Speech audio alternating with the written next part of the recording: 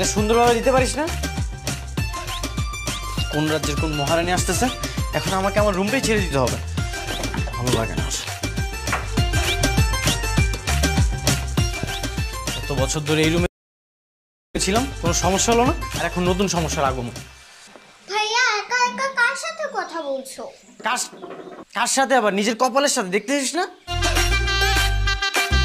ভাইয়া তুমি সবকিছু নিয়ে বাইরে কেন এসেছো?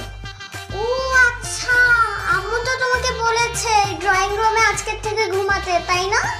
হ্যাঁ, এখন থেকে আমাকে এখানেই থাকতে হবে। তোর কোনো আপু আসতেছে না, তার জন্য আমাকে আমার রুমটাই ছেড়ে দিতে হচ্ছে। আমার কোনো প্রাইভেসি থাকলো না। আর ড্রয়িং রুমে কি কেউ ঘুমায়?